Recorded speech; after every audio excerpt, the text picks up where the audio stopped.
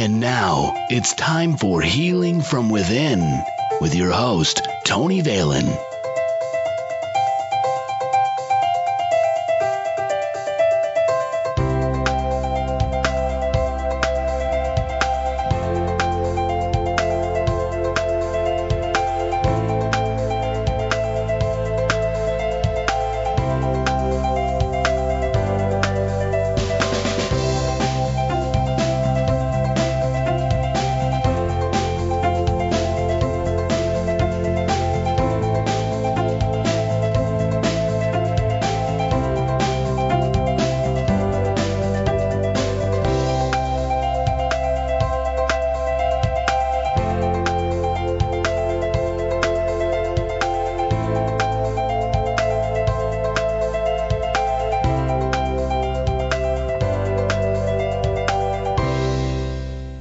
Welcome to Healing from Within. I'm your host, Tony Valen. You can contact me, Tony, at TonyValen.com. Visit our website, healingfromwithin.net. Follow the show on Twitter, at TVHFW. The show is also available on iTunes and YouTube. Just search Healing from Within with Tony Valen or look for the Tony Valen channel on YouTube. Joining us on today's show is Dr. Roger Teel. Dr. Teel is an author, speaker, and global spiritual leader with his transforming message to help empower people and lead them to their limitless potential to live effectively and joyously. You can learn more about Dr. Roger Teel by going to rogerteel.com or milehighchurch.org. That's milehighchurch.org. Like Roger Teel on Facebook and follow at Roger W. Teel on Twitter. Dr. Teel, welcome to the show. Hey, Tony. Thanks very much. Pleasure to be with you. Well, thank you. My first question to you, as with any of my guests, is what are your gifts and how did your journey begin? Well, I believe my gifts to be a deep, passionate spiritual life and my willingness to be led into a deeper understanding of that and then to share that with people. And I've always been willing to explore off the main path, as you will, the road less traveled. And my journey began with having what I now understand to be something of a bit of a mystical experience when I was 5 or 6 years old, as I laid on the lawn of outside my parents' house, looking up at the sky and the clouds and such. I felt like I died, like I was no more. I was what I was seeing, and that was the clouds, the sun, the light. And when I came out of that, there was energy just surging through my body. I remember having to grab onto the grass beneath me just for a sense of holding on. And I didn't understand that experience. It frightened me, actually. I hid it away, but a whole lot of spiritual longings began to emerge in me in the coming years. I decided I wanted to go to church. My parents were churchgoers. Mm-hmm. But the more I went to church, the less what I was hearing aligned with what seemed to be resident within me now. So that's how my journey began. I began to search for what aligned with the seeming sense of realization or the paradigm that I was thrust into in that early experience. Mm. Why do you think people forget the fundamental essence of a joy-filled life? I believe it's because, Tony, first of all, we forget the natural instincts of the child that we were and that we still are. There is an inner child in every one of us. And what we do as we grow old is we begin to listen to and be manipulated by the voices around us telling us how it is to live. And we begin to go after pleasure, and we forget what real joy is. We begin to go after superficial happiness, and we forget the joy of our being, or the joy of the spirit, however you want to call it. So, many people, we've been programmed. We've been programmed to, that our pleasure and our happiness come from accomplishments, come from money, from things, from getting everything in our life just situated so, getting the right spouse or partner, getting the money and the status and all of these things. And the challenging and actually crushing thing that often happens, and even more so in this day and age, is people realize that those things don't bring happiness. They do bring a fleeting pleasure, and we get addicted to that fleeting pleasure, and we try to maintain that pleasure at all cost. And when we discover that that's not possible, we begin to experience pleasures opposite, which is pain. And then we find ourselves on this roller coaster of pleasure and pain, and when we find ourselves in prolonged states of that pain, we then look for ways to numb it and anesthetize ourselves, and thus the addictive process that's rife throughout our society. So we're riding this artificial, this inauthentic pleasure-pain roller coaster, and all the while something deep at the center of us already is a part of the joy-filled life and doesn't need all the stuff we were told brought us happiness in order to feel joy. So it's like a journey back to something very fundamental and a giving up of all these crutches and these things that we are, erroneously thought were our joy, and discovering a natural joy within us. And as I write in my book, Tony, this natural joy is not just a superficial kind of a feeling. It's a deep, rich, powerful feeling, and it is a healing energy, a power energy in us. It's something I believe that's essential for life, and without it, we don't feel whole. Yeah, I agree. I think that life starts out so simple, becomes complicated, and then we try to gain more to go back to the simplicity. It's very, it's so strange to me. So how do you guide a person to change their feelings on dealing with hard moments, viewing them as teaching moments, not as a punishment? Well, first of all, if we'll go back to your prior question about joy, and the more we discover the joy of our being, and what we discover in the joy of our being is that we are already whole beings. We have just taken on a whole lot of messages that we're not whole, that we're not enough, and therefore we got to go out in the world and create enoughness and make ourselves whole and validate ourselves. We have bought into that nonsense about ourselves. The truth is, our joy surges when we realize that we are whole beings. We're here to create ourselves, not fill ourselves. We're here to express ourselves, not fill an emptiness in our lives. And the more we know that, we can stand in that sense of wholeness moment by moment and stay in touch with our joy.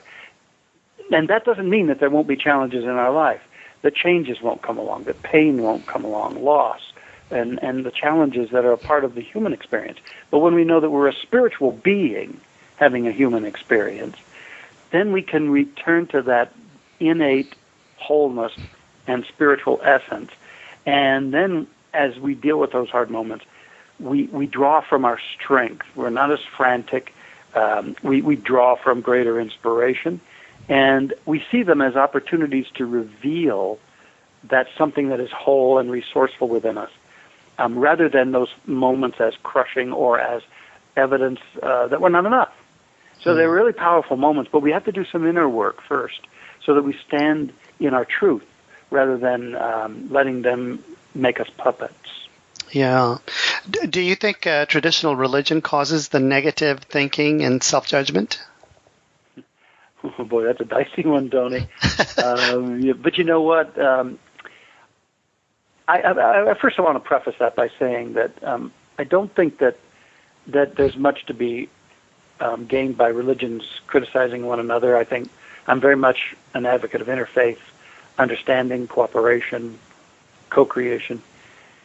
And yet I think whatever the faith it may be, to the degree that it teaches fear and guilt, to the degree that it lessens beings' esteem for themselves, to the degree that it positions the divine as absent from one's life, or perhaps judgmental of one's mistakes, to that degree, any faith path has become toxic.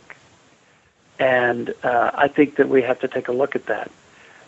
We have to take a look at even our highest sensibilities as beings. We wouldn't create, bring our children forth and then start telling them they're nothing and trying to design a terrible life for them. I mean, if we're balanced people, we would never do that. How much more the infinite love of the universe would never stoop to that kind of thing. So we do have to come out of some of those illusions, and I mean that with all respect to any faith, but we have to come out of some of those illusions and superstitions into something more healthy. Do you possibly, and if you don't want to answer this, I understand, I just want to ask a little deeper, what are one of those illusions that you think we need to get out of? The illusion of a vengeful, disinterested, and absent God, and also God as preferring one group of people over another, or God as being expressed and accessible only through one particular faith path, or what's called exclusivism. Mm-hmm. That is a very dangerous idea, and we're beginning to see the outcroppings of that in our own culture and in the world today. And a long time ago, a guy named J.B. Phillips wrote a book, and the title was "Your God is Too Small." And in some respects, I think the human challenge is that we, rather than imagining and being available to the greater infinite awareness of the divine, we reduce the divine to fit into our own foibles. We anthropomorphize, make God in our own image. And then we build whole religions and institutions, and then it gets into the political systems, and we create a whole lot of trouble. Yeah, I agree. Tell us how you've changed your life and your views.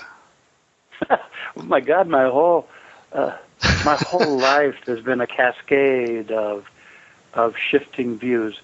And I think that's also, as the listeners will probably relate, as we greet challenges and experiences in our own life, sometimes we think it's all just about removing the problem, removing the pain, and getting into the pleasure zone. But I've realized every experience that's been on my path has brought me some kind of gift. And it's usually the gift of a clear awareness about me and how I'm blocking my joy, how I'm blocking my creative abilities, my God-given abilities, how I've fallen into what I call duality, thinking that God and God's good are separate from me.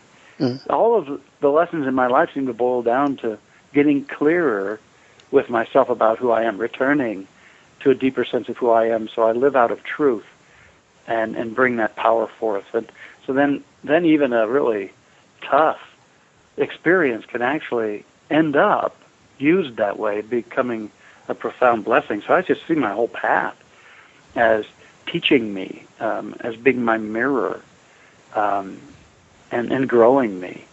And I also believe that the more we spend time in the inner life, with times of silence, times of meditation, or just taking a mindful walk where we turn off the chatter of the mind and just are attuning to the spirit through nature, or spirit in our inner life, more and more we are evolved by that life, and our sense of spirit goes beyond our belief systems. I think belief systems, the initial for belief system is BS for a good reason. Okay. That is because so very often we get attached to our current or former ideas about things, rather than sitting at the feet of the inner master and letting ourselves grow. And I try to challenge myself to do that. Absolutely. So it's like we were talking with the question before, showing people that the most difficult times are teaching moments and not necessarily a punishment. Absolutely. Well put. So tell us about your New Thought Church. Well, New Thought is an overall umbrella term for a phenomenon that happened in the late 1800s and 1900s, and is now carrying forth into this new millennium, of some different ways of thinking about spirituality. It's a blend of East and Western thought. It also, in our country, was sparked along by the Transcendentalists, Emerson and Thoreau and Bronson Alcott and some of those folks, and then various New Thought leaders who experienced personal healings through the realization of higher truth, began various movements. There's the Unity Church movement, the Religious Science movement, which is now called Centers for Spiritual Living, and that's the movement that my ministry is a part of. And there are many, many independent New Thought centers and churches around the world. And basically they teach that all is one, that there is a universal oneness, which is God or the Spirit, the infinite intelligence and energy of this universe, and everything expresses out of that. So that's a basic teaching in New Thought churches. Mm-hmm. And New Thought churches also teach that every individual is a creative center in this infinite intelligence, this universal mind, such that what goes on in our deepest held beliefs is creative in this universe. If there's a law or a principle that acts upon our beliefs, thus when it says, as thou hast believed, so shall it be done unto you, that was the ancients' way of trying to teach a principle, something we understand to be a law of mind, that as within, so without, that that our deepest convictions are seeds planted in the universal power that come forth in our experience. And thus, we help people understand that they are co-creators of the tendencies of their experience. And if they want to change their lives, they've got to change their inner life. They've got to start with changing their thoughts and then rooting out the deeper beliefs and emotional toxins and opening up to a higher truth about themselves. And that once they do that and own that, their life begins to automatically shift for the better. So that's the essence of a New Thought church. Most New Thought churches draw from the wisdom, the mystical wisdom in all the faith paths. Although we're more related to the Judeo-Christian path, we draw from all faiths, all Bibles, wherever we can find truth. And we use that to make our truth teachings very practical in people's lives so that they can use these teachings to heal and enrich everything in their life. Yeah. I introduced you as an author. You wrote a book titled This Life is Joy, Discovering the Spiritual Laws to Live More Powerfully, Lovingly, and Happily. In your book, you talk about the essence, the experience, and the expression. Tell us about that. Well, in the book, as I took on a lot of different topics, the first 7 major chapters of the book are really about pillars of truth that give people a foundation, and then the part 3 has 9 portals of transformation, and those deal with some of the biggest challenges in life, whether it's fear or problems or judgment or conflict, disease, change, uncertainty, risk, those kinds of things. But in every chapter, I wanted to make it really easy for people to travel through it. So the first part of every chapter is the essence, and that's where I try to just express the essence of the principle that I'm trying to bring forth. Then I shift to the second part of each chapter, the experience, and I give real-life experiences, a whole lot of them from my own life, but many respected illustrations from other people's lives where they, through the lens of their experience, realized or lived the principle that we speak of in the first portion, the essence. And then the last portion is the expression, and that's how the reader can put it to work in their life, how they can take that principle, some suggestions about ways they can live it in their life. Absolutely. Talk to the listeners about opening our souls. In other words, the 7 principles that are universal to the world of wisdom traditions. There really is another way to understand what life is. And to do that, we have to move from the appearances of life and the material dimension of life, which is so enticing and so involving of us. We have to move to the inner side of life. And so I start with some basic premises in those first 7 chapters. I help them, first of all, learn that God is love. Now, it doesn't say in the Bible that God is loving. No, God is love. And the first chapter is This Instant is Love. One of the really heartbreaking things about the standard human consciousness at this level of development, Tony, is that we have forgotten that we are loved. We have forgotten that all of creation sings of the love of God. We have forgotten that there's no place where we are not lavished and immersed in the love of God. We have forgotten that we are precious to the divine because we are the expression of the divine. We have forgotten the power of love. Romantics sing of love, poets sing of love, and we use love casually and sometimes carelessly in our language. But the reality of a universal, unconditional, spiritual love that is not only with us all the time, but within us all the time, has largely been lost or just stored away as an intellectual concept, not a deep, profound experience. So the book starts out by proclaiming that you live, move, and have your being in the love that has created it all. And you can draw upon that, and you can also learn then to transform your own sense of yourself in this omnipresent love. Absolutely. And then I build on that by also presenting the idea that as beings, as spiritual beings, we are actually beings of light, not material beings. I think of these bodies of ours as something like biodegradable time suits that we wear. So that the spiritual part of us, or you could call it the soul if you choose, has a vehicle through which to express. But we confuse the body vehicle with the essence that we are, that is expressing and learning and relating through this vehicle. It's almost like we've forgotten the computer operator that we are, that's running the computer, and we're just caught up in the automatic programming that has been put into the computer. And there's more to us. And so I talk about the light being that everybody is. As a spiritual being, we're more like light than matter. Now, I know this seems like maybe it's like kind of an obscure concept, but it's a very powerful thing to know. You know, when Jesus in the Bible said, "Let your light so shine," I think he knew, because he had that kind of spiritual vision to see it, that really that's what our soul is. It's an expression of the infinite light of the divine, and we have lost track of that, just as surely as we've lost track of the love that is the divine. So this chapter helps us understand we are one with God, that we are an expression of God's life, just like every ray of light from the sun is an expression of that infinite sun, so to speak, that huge sun, and that we can interact with people differently if we understand that they too are beings of light. That sort of leads to some of the other chapters, but that's sort of the foundational point of this thing. That love is all there is, and we are of that, and we are beings of light, and we can understand and live by that even more powerfully.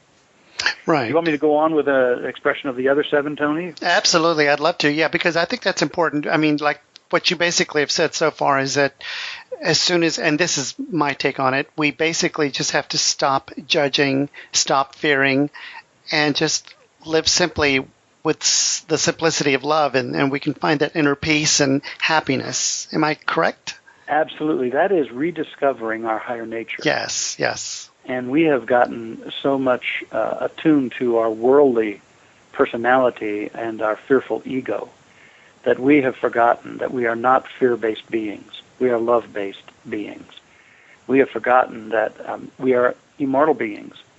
We have taken on so much of the fear that has been broadcast by religions, by governments, by fearmongers out there galore, and we've become fear-based. And anybody who's fear-based can be so easily manipulated. This is not just a feel-good book. This is also inviting people to return to their power. And their power is found in truth, separating the wheat from the chaff, and really knowing who they are. And then I go on in the 3rd chapter, which is This World is Consciousness, to help people understand that the invisible world is reality, not the visible world. And this is what quantum science has told us. Finally, in their search for the smallest particle of matter, quantum physics has realized that reality is consciousness, that matter emerges out of, seeps out of a field of potentiality, of information and energy that is infinite. And so this is aligned with the ageless wisdom of the awakened masters. They've tried to tell us that an invisible reality births the visible reality. Now, we're pretty much caught up in the visible reality. We've lost track that this world is consciousness. Mm-hmm. But the problem with that is we've lost track that we too are consciousness, and that what we do with our own personal consciousness, which means our ideas and beliefs, but also our feelings and convictions, what we do with that inner world sets the tenor of what we create in our outer world. So we have lost track of the creativity of consciousness. This chapter helps us come back to realizing that as we change the inner reality, then our outer lives change. Now, most people are busy doing everything they can do to manipulate their outer world to be more to their liking, to create more of that superficial pleasure we talk about. Yeah. You know, some pleasure isn't a bad thing. Mm-hmm. But most people are working at the level of the outer things of their life and the outer conditions of their life. And they have forgotten that changing those things requires changing the inner seeds that grew into those outer things. So that's why it's so frustrating for some people to change their lives, improve their lives, because they're not working at the causal level. And in this chapter, This World is Consciousness, helps them realize that what they do with their own consciousness is what's causal in their lives. And they can effort till they're blue in the face to change their outer life, but if they keep the same old seeds planted, it's going to grow the same old harvest. So you got to uproot the old, you got to plant the higher truths, and start from the basics of life. And then life begins to change with grace, with greater ease, and shows up better than we ever could have designed for ourselves. Absolutely. Practice what you preach. Yeah. It's the Hermetic teaching, as within, so without, as above, so below. So this is calling people to realize that they are not victims, that life hasn't just garbage trucked them. The garbage truck of life has pulled up to their doorstep and dumped a bunch of junk in their life, and they're stuck in it. Of course, there's a lot of voices out there of blame and victimhood who would say that. But that's not the way it works. We are creative beings. Now, we may have walked through some really tough times and feel like we're victimized. I agree that it's possible, especially when other people intervene in our own lives.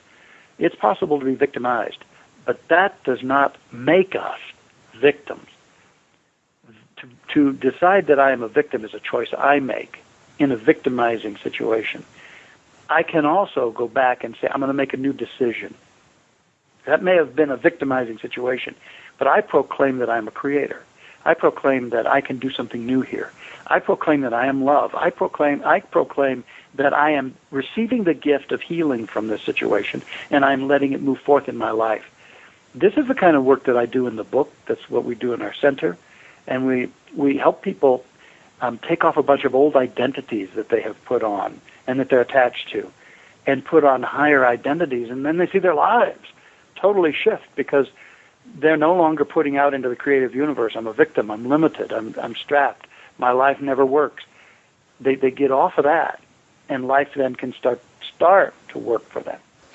This is Tony Valen, host of Healing from Within. You can contact me, Tony, at tonyvalen.com, or visit our website, healingfromwithin.net. Follow the show on Twitter at TVHFW. The show is also available on iTunes and YouTube.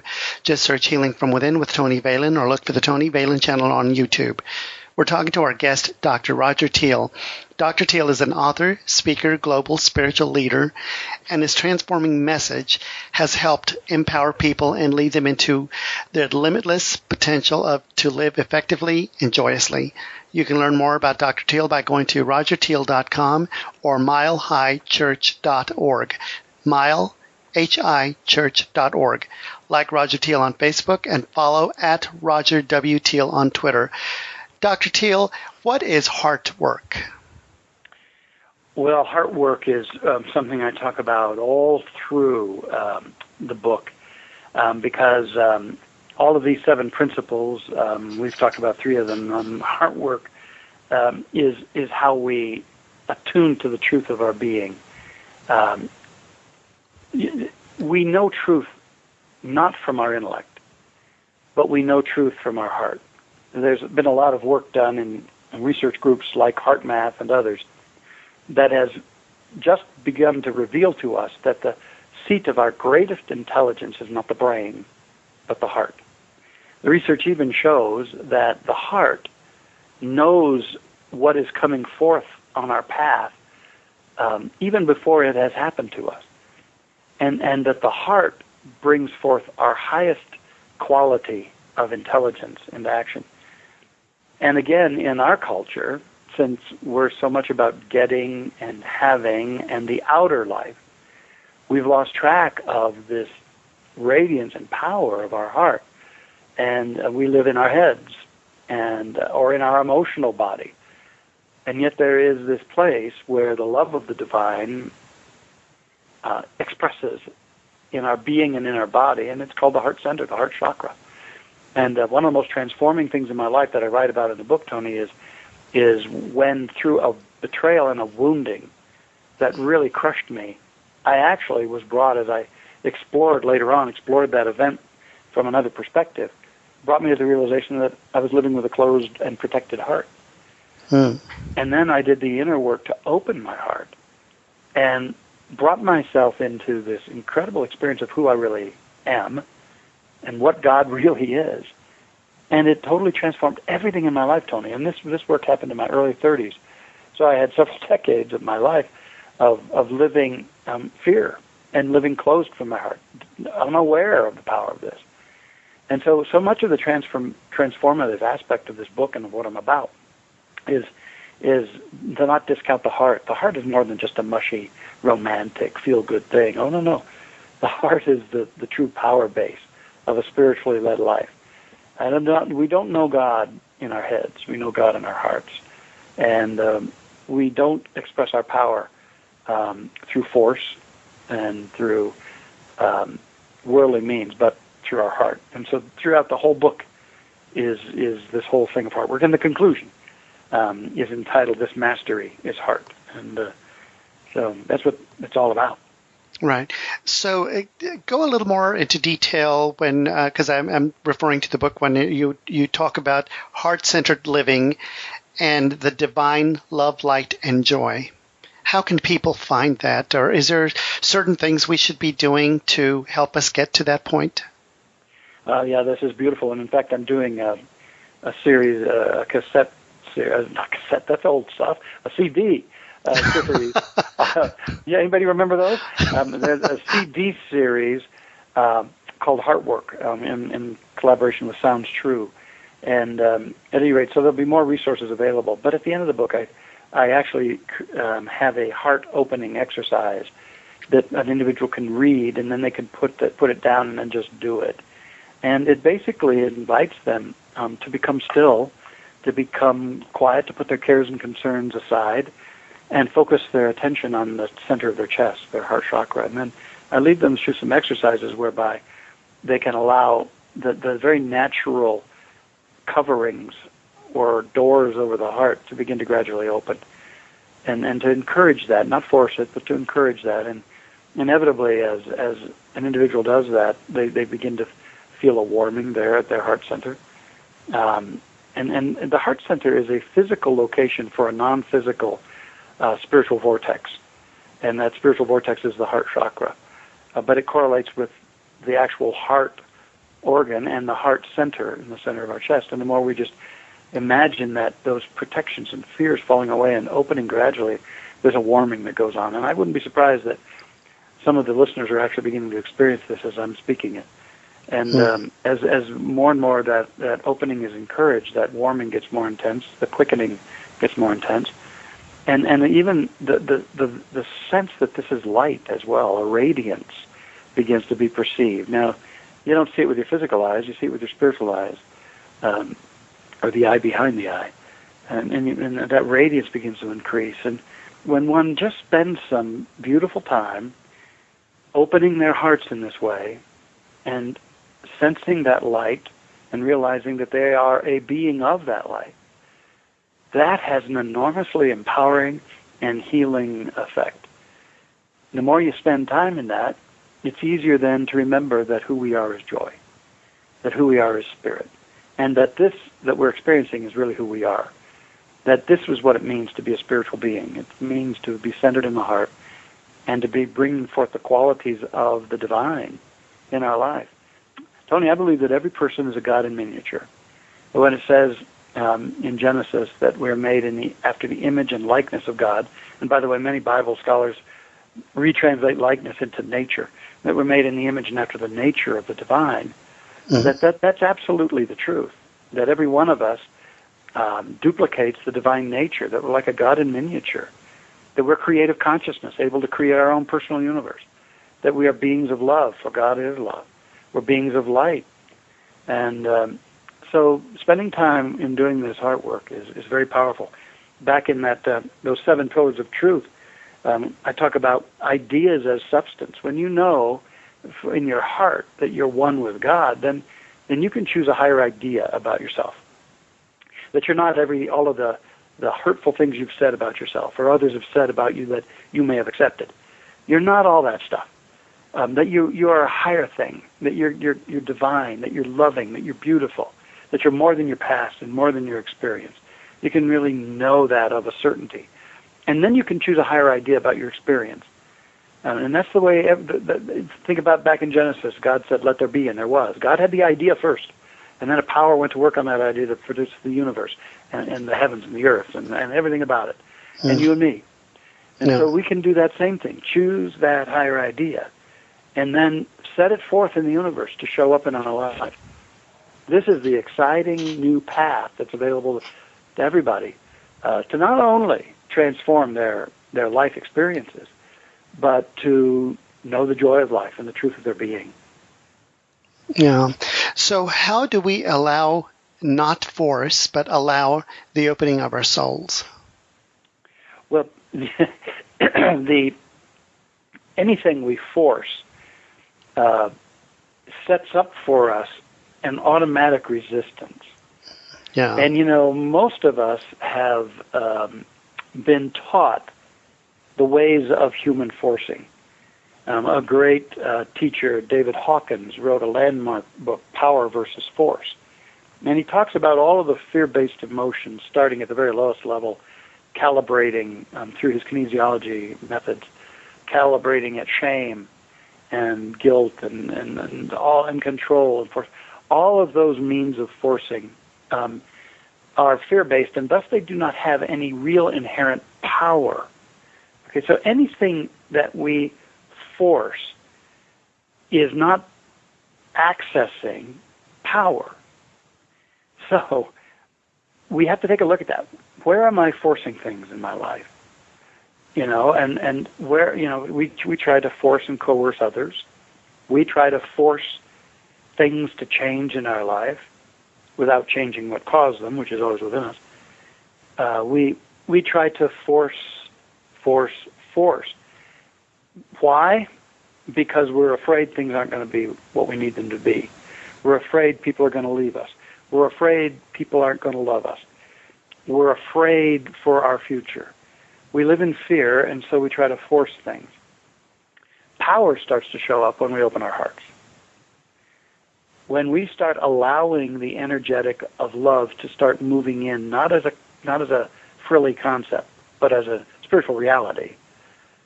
When we open to that love, we move into the power zone, the zone of true power. And so, as we do spiritual work, and your question is about how do we allow, not force, the opening of our soul, is to understand that we must start with the heart. We must go to that place of true power, which is heart energy, and become established there. And then we can start to trust again. And this is a very important thing. When you've taken a lot of ideas in, such as only certain people are spiritual, God only blesses certain people, the good of God is only sparingly distributed to just a few who are lucky, or God may test me and withhold from me, and the divine may not approve of me, and I may not be worthy. I'm a worm of the dust, fallen and originally tainted. As we take on that kind of thing, trust vanishes. And so that's also why we force. But when we stand in that love, and it says in the Bible, I will never leave you nor forsake you. Thou art my beloved child in whom I'm well pleased. As we start reestablishing ourselves in our hearts, then we can move into a new kind of trusting again. It's like we heal with the divine. And I mean, the divine's whole anyway, but we heal. And we can start to trust and surrender. And one of my chapters is this journey is surrender. We can start to trust again and let the divine start growing us. It says, ask and you shall receive. Ask believing and you shall receive. Behold, I stand at the door and knock. There's so much intention of the divine to grow us. But the divine has also made us free-choosing beings on our own path of becoming spiritually aware. And so the divine will never intervene on our choices. However, when we get established in our heart, then we can trust again, surrender again, and allow ourselves to start growing in a brand new way. Plus then, in that trust place, we can also see every experience, as I said earlier, as an opportunity to grow and to use our spiritual powers to awaken even more fully. So that's the path I see. I hope that answers your question, Tony. Yeah, absolutely. Yeah, and that's once again, that's I feel that the most difficult times in our lives are our teachers, and this is just me, Tony Valen, talking, but I truly believe that we live life so that we can learn unconditional love by going through different hardships, to getting to that point. That's absolutely right. And in the third part of the book, which is the largest part of the book, I take on some of the things that can drop us to our knees, whether it's fear or disease or problems, conflict, judgment, changes and uncertainty, risks and things like that, and seek to take us out of the fear-based understanding of those experiences as bigger than we are, as terrible, awful, to be avoided at any cost. But they can't be avoided, and I offer perspectives wherein, standing in this place of the heart, we realize that actually those things aren't the terrible dragons we had them all sized up to be in the first place. They're not that. For instance, in that one chapter, this fear is friend. Most people think of fear as a terrible thing, as an indication of their weakness and all that kind of stuff. They think ill of themselves when they're afraid. Mm-hmm. Or they feel that fear is their weakness, their indictment. I say, what if fear is a friend? What if fear is a friend that comes along when we're actually genuinely seeking to grow, try something new, stretch? What if fear is a friend that comes along when we're in the midst of something difficult in our life, maybe some bad news or a problem crops up in our life? What if fear is a friend actually tapping us on our shoulder saying, you're not sitting in your greatest power here. You're not standing in your greatest power. You're standing in my fear energy, but my fear was actually meant to be a cue for you to come back to your heart and to step into your true power, which is this unconditional love energy in you. So what if fear is a friend alerting us that we have strayed from our seat of true power and calling us back to that? So then fear comes along, and we say, oh, thank you, dear friend, for reminding me of who I am, and I'm going to get back into this. And so then all of a sudden we don't beat ourselves up. When we become afraid, we acknowledge the fear, and we call in the love. That's just one instance of that. Problems. We all have problems from time to time, but the very way we use the word, we give it a sense of gravity and bigger energy. It's my problem, something that can't be solved. What if problems are actually openings to possibility? And that's chapter 9. This problem is possibility, uncertainty. A whole lot of people go around acting like they know it all. The truth is, we're uncertain about a lot of stuff. And then, things come along in our lives. What if uncertainty is actually magic? What if our uncertainty is actually a springboard into understanding something, knowing something greater than we've ever imagined, that we do not know yet? Change. Everybody rushes away from change. tries to limit change when, change is inevitable in every area of our worldly human experience. But what if we shifted out of seeing change as a bad thing and saw change as birth? That's one of the chapters. This change is birth. That the change or the crisis is actually our birthing of something greater in our lives. Back in the Great Recession times, Tony, of 2008 through 13, 14, however long, I saw in our culture more fear afoot than I've seen in a long time. I got to imagine that though I wasn't born during the World War II times, that there had to be that same kind of fear afoot in the world. And, fear is pervasive.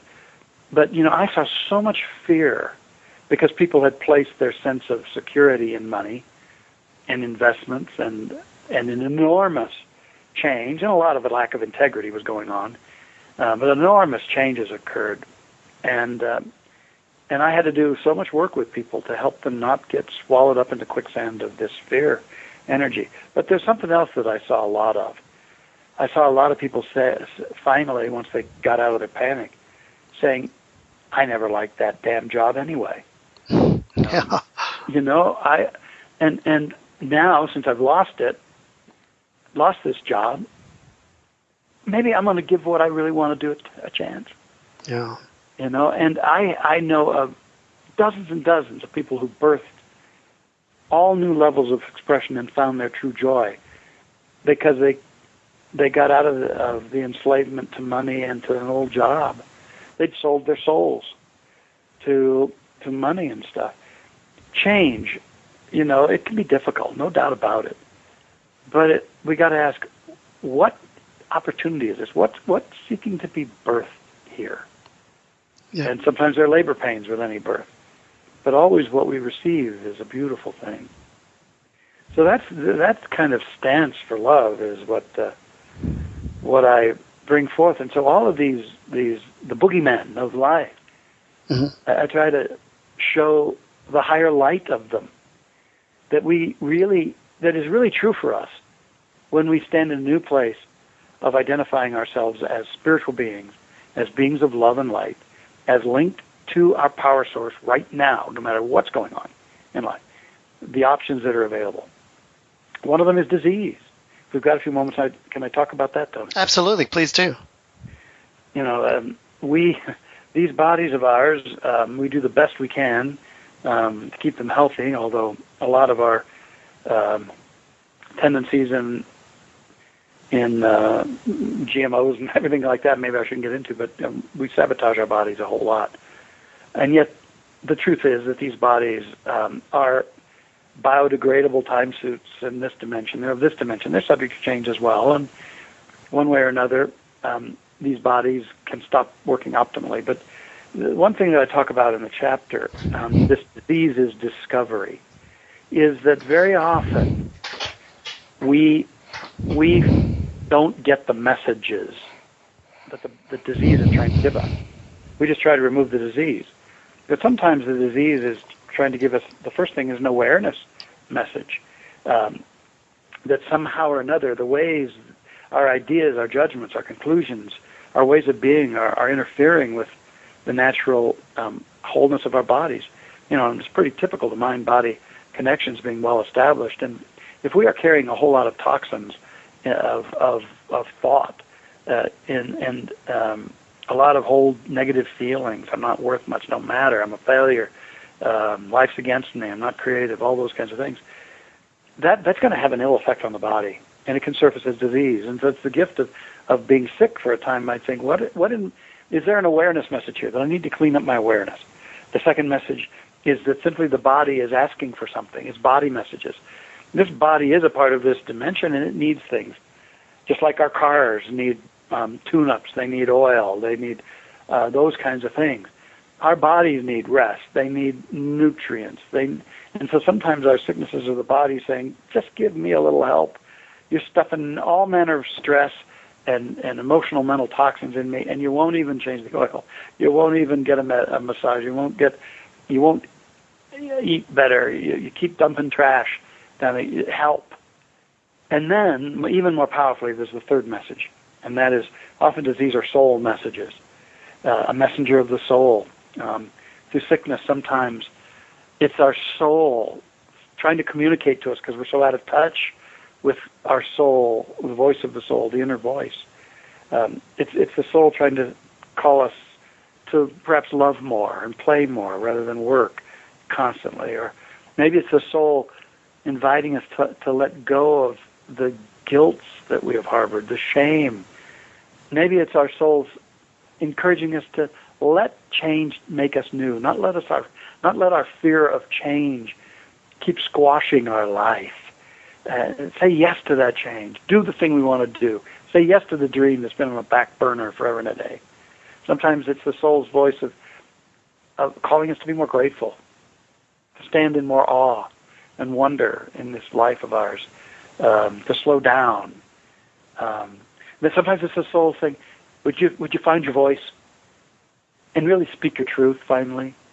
And sometimes it's the very sicknesses in the body, which are soul messages, calling us to something deeper, calling us to our hearts often.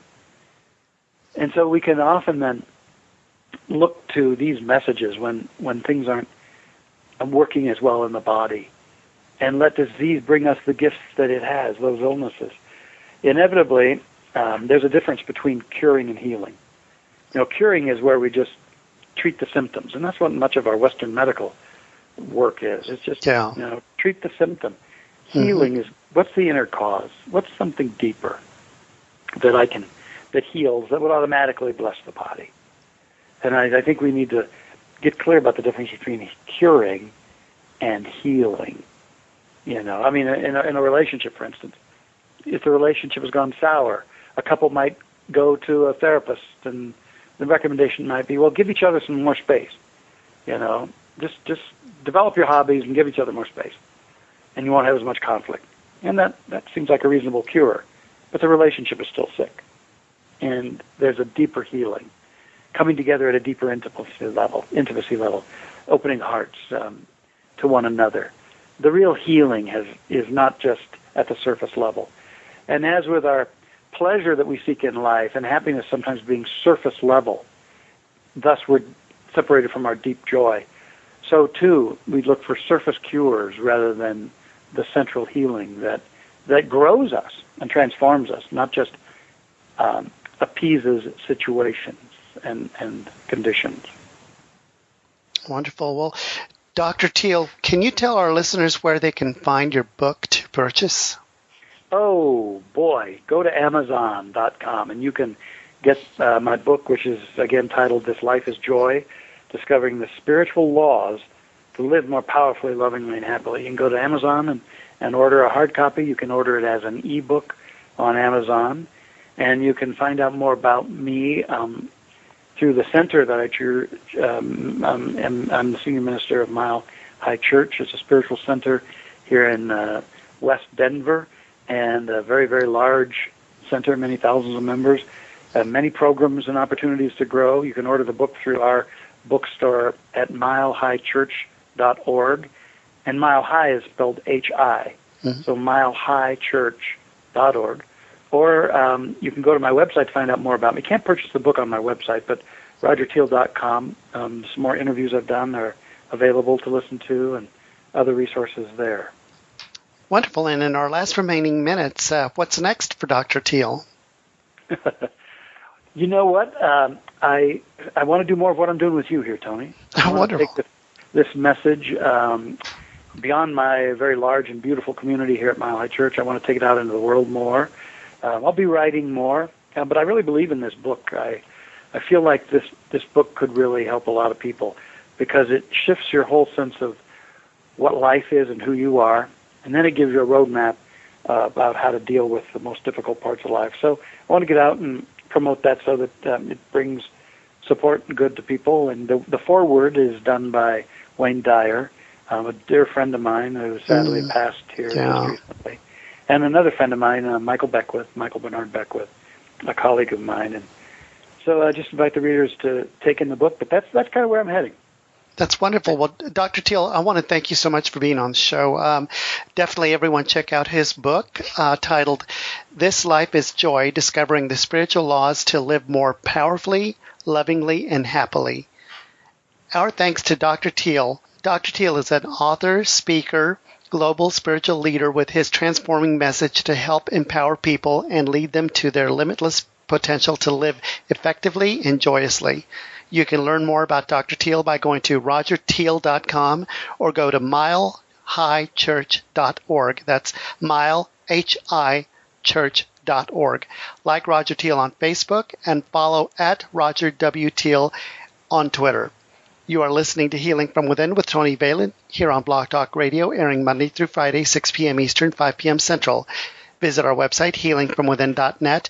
Contact me directly, Tony at TonyValen.com. Please follow the show on Twitter at TVHFW. The show is also available on iTunes and YouTube. Just search Healing from Within with Tony Valen or look for the Tony Valen channel on YouTube. Thank you so much, and love and light from all of us here at Healing from Within.